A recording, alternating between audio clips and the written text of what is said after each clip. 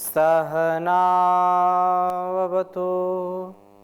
सहनौ भुनक्तु सह वीर्यं करवावहै तेजस्विनावधीतमस्तु मा विद्विषावहै। ओम शांति शांति शांति। वैदिक जीवन पद्धति जो ऋषि परंपरा की पद्धति है, जो हमारे जीवन की पद्धति है, हमारी दिव्यता की पद्धति है, ऐसा ज्ञान विज्ञान जिसके आधार पर इस संपूर्ण संसार का संस्कार हुआ है, संपूर्ण संस्कारों का जो आधार है, संपूर्ण संस्कारों का जो उद्गम है, संपूर्ण संस्कारों का जो आविर्भाव हुआ है वेदों से हुआ है।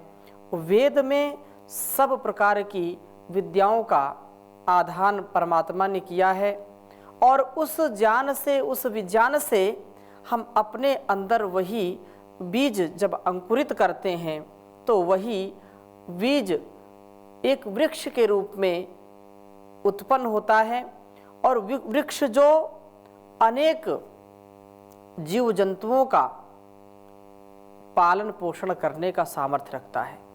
इस संपूर्ण जीवन हमारा एक वृक्ष की भांति है। जैसे बीज हम बोएंगे वैसा ही वृक्ष होगा। अगर बीज उत्तम है तो उत्तम वृक्ष होगा। अलग अलग परिस्थितियों में, अलग अलग व्यवहारों में, अलग अलग व्यापारों में हम इन बिंदुओं को ठीक ठीक समझ सकते हैं, इनको आत्मसात कर सकते हैं। जैसे एक बीज जब वृक्ष का रूप लेता है तो कितने प्राणियों का वह रक्षा करने वाला होता है। उसके फल फूल, उसकी पत्तियां, उसकी टहनियां, उसका तना हर प्रकार से परोपकार में अपने को लगाता है। ऐसे ही इस वेद रूपी वृक्ष से सुंदर सुंदर मंत्रों का जो गुलदस्ता सजाया है, जो मोतियां पिरोई हुई हैं इस माला में, उसको हम धारण करके अपने जीवन को सुशोभित बना सकते हैं। अपने जीवन को इस वृक्ष से मधुर मधुर फल का ग्रहण करके रसमय बना सकते हैं। जीवन में कभी नीरसता नहीं आ सकती है यदि हम इस वट वृक्ष का, इस कल्पतरु का स्वभाव अपने अंदर उतार लेते हैं। अर्थात वेद सब विद्याओं का पुस्तक है। वेद का पढ़ना, पढ़ाना, सुनना, सुनाना तथा आचरण में लाना ये हम सबका परम कर्तव्य है। और महर्षि ने जैसे वेद की महिमा गाई है, वेद को पुनः इस धरा पर प्रतिष्ठित किया है, तो हम ऋषियों की संतानें हैं, हम ऋषियों के अनुचर हैं, उनके अनुगामी हैं। उनके उद्देश्यों का, उनके उपदेशों का हम वहन करें, हम उनके संवाहक बने, सच्चे वाहक बने, इस ज्ञान परंपरा को हम वहन करने वाले बने। इस प्रकार से हम जब जब धर्म संकट में पड़ जाते हैं, जब जब विकट संकट में फंस जाते हैं और ज्ञान हमारे अंदर जब स्थापित होता है, ज्ञान प्रतिष्ठित होता है, तो उस ज्ञान के कारण हमारा जीवन बचता है और संसार की भी हम रक्षा कर पाते हैं। यह विचार ही जो मंत्र के रूप में हमको मिल रहा है, मंत्र जिससे हम अपने स्वभाव को, अपने कृतित्व व्यक्तित्व को शुचिता से, पवित्रता से जीने का प्रयास करते हैं, तो ऐसी यह जीवन पद्धति हम सब अपनाएं और जीवन में कभी भी दुख ना पाएं, सदा सर्वदा सुख ही सुख पाएं और दूसरों को भी सुख का अनुभव कराएं। यही मानवता है। बहुत ही सुंदर आज के प्रसंग में हम ऋग्वेद के प्रथम मंडल के 75वें सूक्त के 5वें मंत्र का स्वाध्याय करेंगे। और यह 5वां मंत्र बहुत ही सुंदर है, क्योंकि सारा संसार, सारा ब्रह्मांड उस परमात्मा का मानो वास है, उसका निवास है, और वह इस पिंड में भी वास करता है। उसके बिना यह चल भी नहीं सकता है। जैसे ब्रह्मांड में बड़े बड़े ग्रह नक्षत्र अपने अपने धुरी पर अपने अपने स्थान में गति कर रहे हैं, अपने स्थान में स्थापित हुए हैं, कहीं इधर से उधर नहीं होते हैं। सूर्य, चंद्र, पृथ्वी, जितने भी ग्रह नक्षत्र के रूप में, तारों के रूप में व्यवस्था की है ईश्वर ने, वो वैसे ही अपने अपने कार्यों में निरत हैं। वैसे ही इस शरीर में उस परमात्मा का वास है, और मेरा शरीर प्रभु का घर हो, ऐसी कामना हम सबकी होनी चाहिए। जहाँ देवालय शिवालय होता है वहाँ पर मलिनता नहीं होती, गंदगी नहीं होती है। और वहाँ यदि गंदगी होती है, जहाँ पर लोग बैठ करके सत्संग करते हैं, जहाँ पर बैठ करके ईश्वर का ध्यान करते हैं, चिंतन करते हैं, कोई भी मत पंथ संप्रदाय के लोग हों, अपने जहाँ पर उन्होंने एक अच्छा स्थान बना रखा है, मंदिर के रूप में, गुरुद्वारा के रूप में, मस्जिद के रूप में, या गिरजाघर के रूप में, या अन्य सत्संग के रूप में कोई स्थान बना रखा है, जहां लोगों का आवागमन है, वहां पर कम से कम जो अच्छे सच्चे लोग होते हैं वो किसी प्रकार की गंदगी स्वीकार नहीं करते हैं, किसी प्रकार की मलिनता स्वीकार नहीं करते हैं, उसको दूर करते हैं और स्वच्छता पवित्रता से युक्त करके वहाँ पर बहुत सुवासित सुंदर सुरभित वातावरण बना देते हैं। ऐसे ही हम अपने इस देवालय को, इस शरीर को उस परमात्मा का निवास बनाएं, उसका घर बनाएं। इसलिए बहुत सुंदर मंत्र कहा है। मैं इसको लिखता हूँ, फिर आगे इसकी चर्चा करता हूँ। ओम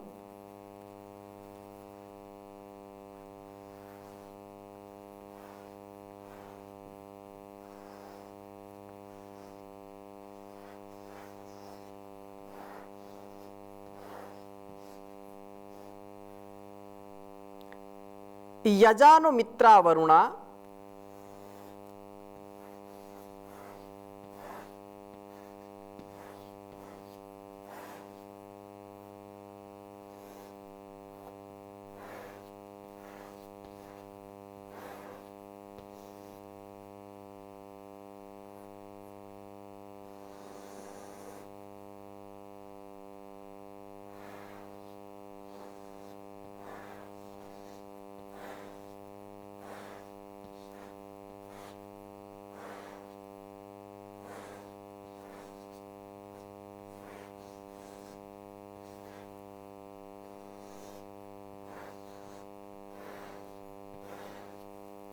यजानु मित्रा वरुणा यजा देवां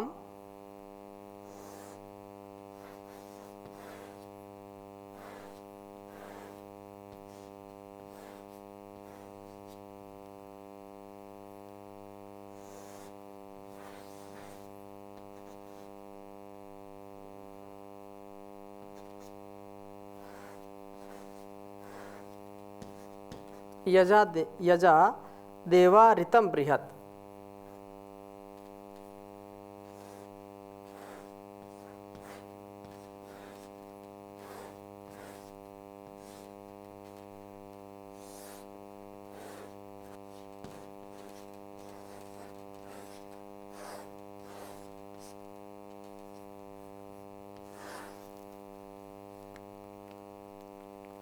अग्ने यक्षी स्वम दमम।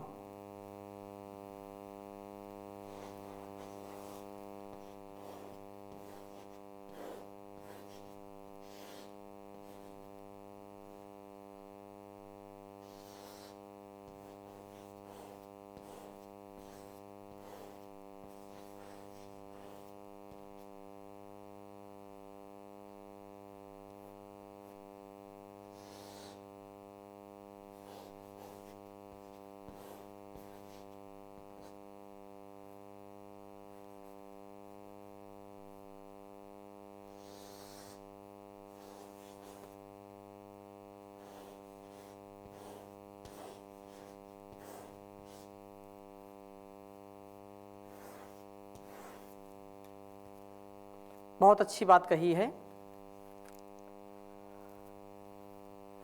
उच्चारण एक बार करेंगे हम। ओम यजानो मित्रा वरुणा यजा देवा ऋतं बृहत् अग्ने यक्षि स्वमदमम्। ओम यजानो मित्रा वरुणा यजा देवामृतं बृहत् अग्ने यक्षि स्वमदमम्। ओम यजानो मित्रा वरुणा यजा देवाऋतं बृहत् अग्ने यक्षि स्वमदमम्। भावार्थ इस प्रकार से हम मंत्र का देखेंगे। हे अग्नि, शासक है, सबके जीवन का दाता है, ऐसा वह प्रभु, ऐसा सबसे जो आगे है और हमको सदा आगे बढ़ाने वाला है परमात्मा। सर्वदा सर्वत्र हम उसका गुणगान करें, एक भी पल के लिए उस परमात्मा को ना भूलें हम। वह जो सदा हमको बढ़ाता है, उसकी कृपा से प्रत्येक जीव अपनी जीवन की गति प्रगति को प्राप्त करता है। ऐसा देदीप्यमान सबका प्रकाशक परमेश्वर आप नह हम हमारे साथ मित्रा वरुणा, मित्र और वरुण को यज संगत कीजिए। आपकी कृपा से हम सबके प्रति स्नेह करने वाले तथा निर्द्वेषता को धारण करने वाले हों। मंत्र में जो संकेत है कि यज, यज देव पूजा संगतिकरण दानेशु, 3 अर्थों में हम इसको ग्रहण करते हैं। और इसको ग्रहण करने के पीछे उद्देश्य क्या है कि हमारा जीवन संगत में हो। कैसा संग? सुसंग, सत्संग की स्थिति में हम सदा रहें, अच्छे लोगों की संगति में रहें, कुसंग में हम कभी ना पड़ें। और संगत से ही हमारे जीवन में रंगत आती है।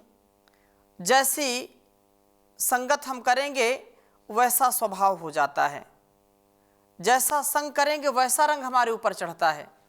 तो हम यह परमात्मा से प्रार्थना करें कि आपकी ही कृपा से, आपके स्नेह से सदा मैं ऐसे गुणों को धारण करूं जिससे मेरे अंदर एक पल का भी किसी के प्रति द्वेष ना आने पाए, किसी के प्रति भी मेरे अंदर ईर्ष्या का भाव ना आने पाए। और देवान यज, आप हमारे सब जो हमारे साथ देवताओं को संगत कीजिए।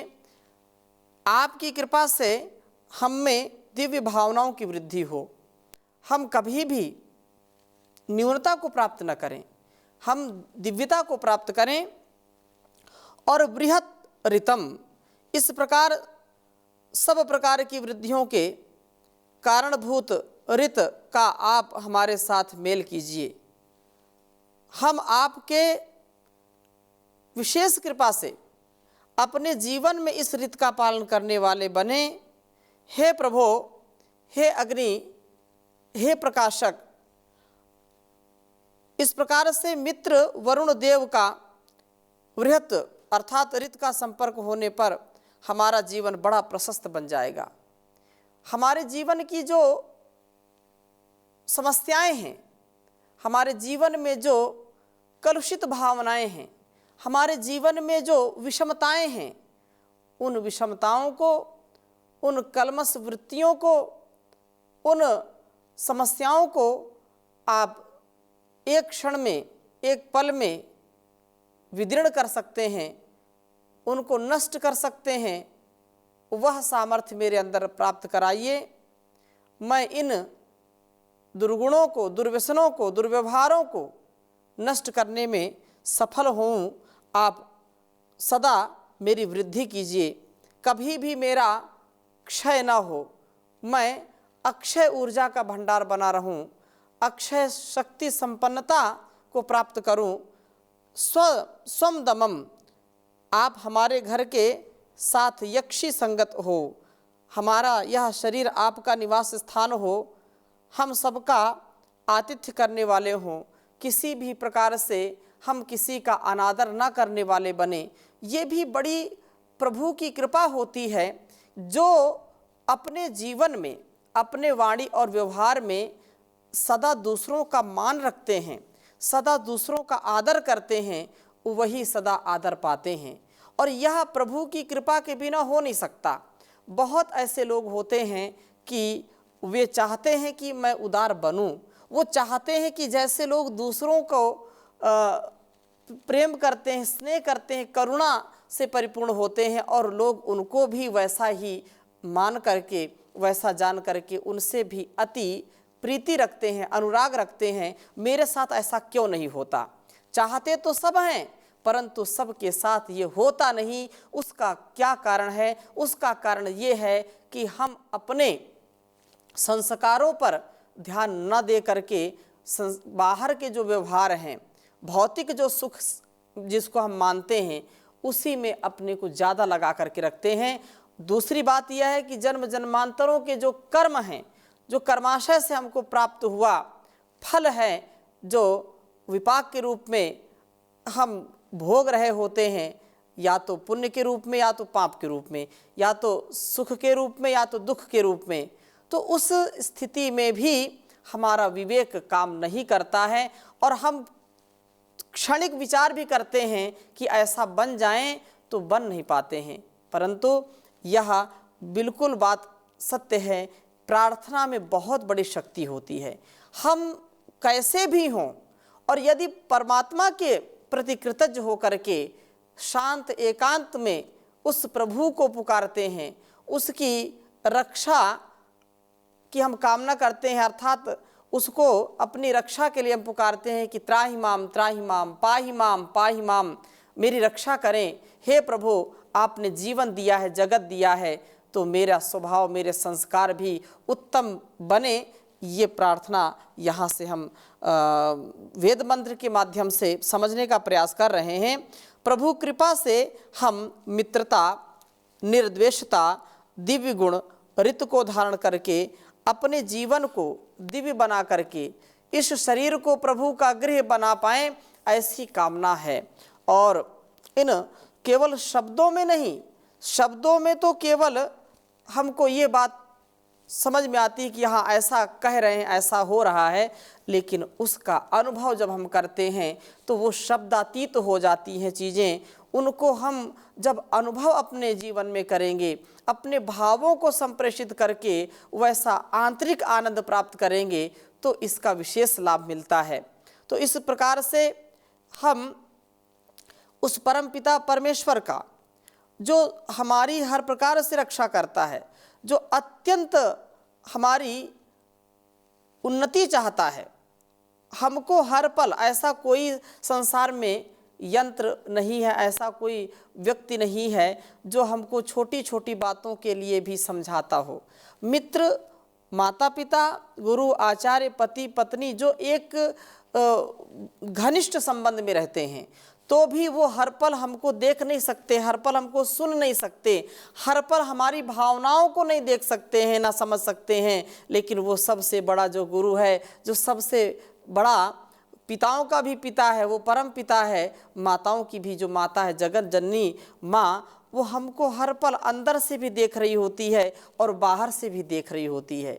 वो परमात्मा जो ईश्वर, जो संपूर्ण ऐश्वर्य का दाता है, वो हमको बहुत बारीकी से देख रहा है, बहुत बारीकी से जान रहा है। हम बाहर तो भले ही हो सकता है कि कुछ नकारात्मक व्यवहार करें और अंदर कुछ सोचें, बाहर कुछ सोचें, बाहर हम सकारात्मक दिखाएं, अंदर नकारात्मक दिखाएं, लेकिन वह उससे छुपता नहीं है।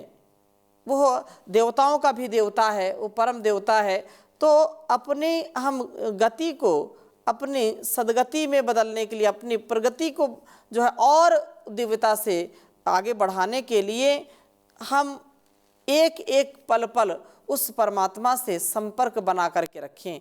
अर्थात संपर्क टूट गया ऐसा नहीं, क्योंकि वो हम उसको छोड़ करके कहीं जा नहीं सकते, जहाँ भी जाएंगे वहीं वो उपस्थित होगा। हम उससे नाता जोड़ें, क्योंकि परमात्मा का जो स्वभाव है वो एक एक पल पल हमको संभालता है।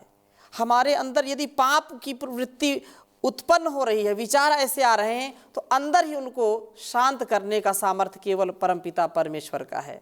माता पिता गुरु आचार्य वो उस बात को उस समय समझ नहीं सकते। कालांतर में जब हम कोई घटना हमारे साथ घटती है तो वो समझ करके फिर समझाते हैं या कहते हैं या आशंका में ऐसा कहते हैं, परंतु ईश्वर तो हर पल हर क्षण हमको प्रेरणा देता है कि यह काम करना है, ये नहीं करना है, इसको करिए, और कर देते हैं तो हमको शाबाशी भी सबसे पहले वही देता है। अर्थात जब हम अच्छा कार्य करते हैं तो वह जो अंदर से प्रेरणा देता है, हमारी एक एक कोशिका में ऊर्जा का संचार हो जाता है, हम प्रसन्न चित्त हो जाते हैं।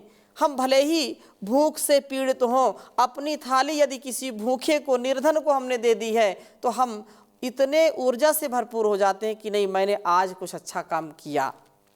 ऐसे जब गलत कार्य होता है तो ग्लानि भी आती है, हताशा निराशा भी आती है।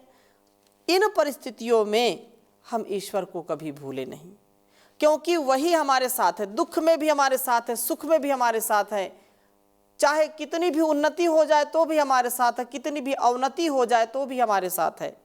इसलिए प्रभु का जो संबंध है, जो उसका हमको आदर करना है, उससे जो हमको रिश्ता कहते हैं रिश्ते जोड़ो, तो अगर रिश्ता जोड़ना भी है तो सबसे जो बड़ा रिश्ता है, सबसे बड़ा जो संबंध है, सबसे बड़ा जो आलंबन है, उस जगदाधार का है, सच्चिदानंद का है, ईश्वर का है। उससे हम जीवन को जोड़ दें, अपने प्रत्येक क्रिया प्रतिक्रिया को जोड़ दें, तो निश्चित रूप से हमारा जीवन बहुत सुंदर हो जाएगा। इसलिए बहुत सुंदर कहा है, ईश्वर से संग जोड़ मानव, ईश्वर से संग जोड़, विषयों से मुख मोड़ मानव, विषयों से मुख मोड़। प्रातः सायं संध्या कर ले, वेद ज्ञान जीवन में भर ले, शुभ कर्मों को न छोड़ मानव, ईश्वर से संग जोड़। जिससे मानव पाप कमाता, जन्म मरण बंधन में आता, जिससे मानव पाप कमाता, जन्म मरण बंधन में आता, उस बाधक को तोड़ मानव, ईश्वर से संग जोड़। केवल धन संचय में रहना, केवल धन संचय में रहना, विषय भोग सागर में बहना, यह अंधों की दौड़ मानव, ईश्वर से संग जोड़। बिन ईश्वर के जाने माने, दूध और पानी के ना छाने, वृथा है यतन करोड़ मानव, ईश्वर से संग जोड़। अविद्या का नाश किया कर, सदा ईश संग वास किया कर, छोड़ जगत की होड़ मानव, ईश्वर से संग जोड़। उद्यम कर ले छोड़ उदासी, जन्म जन्म की पाप की राशि, पाप कलश को फोड़ मानव, ईश्वर से संग जोड़। क्यों फिरता है मारा मारा, ईश्वर का ले पकड़ सहारा, यह है एक निचोड़ मानव, ईश्वर से संग जोड़। अब भी जो तू चेत न पाया, तो फिर तुझको ये जग माया देगी तोड़ मरोड़ मानव, ईश्वर से संग जोड़।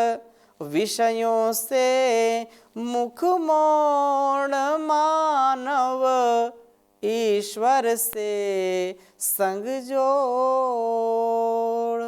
तो हम उस परमात्मा से संग जोड़ें और इस देवालय को, इस शरीर को उसका घर बना लें, उसका मंदिर बना लें। मन मंदिर में वह परमात्मा वास करे, ऐसा हम गुण कर्म स्वभाव अपना करें। तो इन्हीं शुभ संकल्पों के साथ आज की कक्षा को यहीं पर विराम देते हैं।